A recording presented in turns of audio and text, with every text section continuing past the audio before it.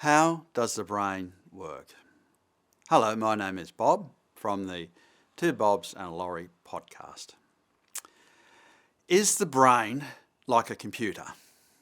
In our earlier video on the neuron, we saw that the neuron is very much like a simple relay. And after all, a computer is nothing but thousands of relays stacked upon each other. There is a link down below if you haven't seen that video on the neuron. But I want to start with Alan Turing of the imitation game fame. He proposed a thought experiment where there's no physical equipment, you just think about something. And he proposed a Turing machine that could add numbers. And here is his input medium to input 3 and 2 into his adding machine.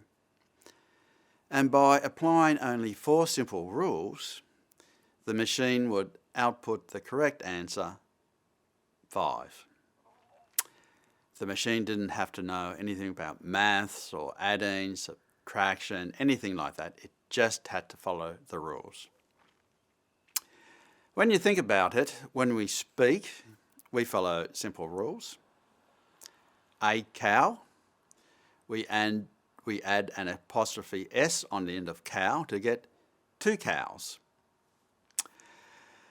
A chap called John Searle in the 1980s, who was working in the area of artificial intelligence, expanded on this quite a bit with his Chinese room thought experiment. Again, a thought experiment.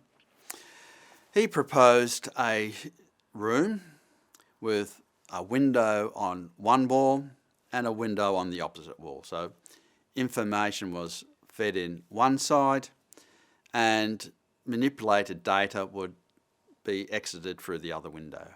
Inside this room was a person, a machine, a thing. It didn't really matter, but the thing had a book of rules that it followed to manipulate data.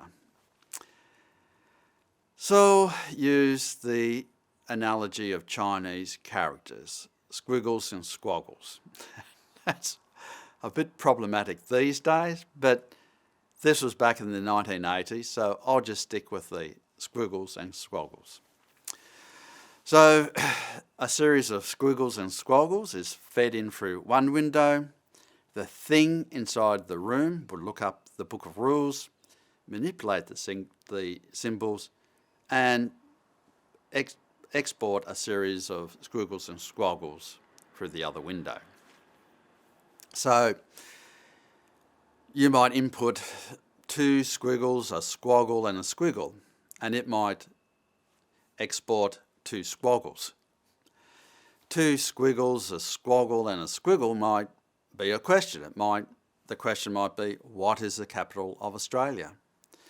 And 2 squaggles might be Canberra. Anyone who sees this might think that the thing, the person, the machine inside the room has intelligence. It can understand geography. It can understand the concept of Australia, and it knows that Canberra is a city, the capital of Australia. You might even be under the impression that the thing in the room can read Chinese characters or learn how to read Chinese characters. And all of that is completely false. There is no mechanism for the thing in the room to learn Chinese characters or even to understand geography. The thing is simply following a set of rules. And that's a metaphor for the human brain. What we think of as consciousness is an illusion. What we think of as intelligence is an illusion. We sit here and look around and we think we understand reality. It's all an illusion. Now, this is a strange concept But when you consider how the brain is constructed through a series of relays, for a series of neurons, even though there are billions of them, it is not an unrealistic conclusion. Now, there are many people who would disagree with this, and Laurie, from the next person you'll see in this set of videos, will disagree with this violently. He believes in consciousness and reality. Anyway, if you'd like to subscribe, press the subscribe button down below so you'll keep getting these podcasts as we put them out. And again, thank you very much for watching and enjoy your illusion of reality.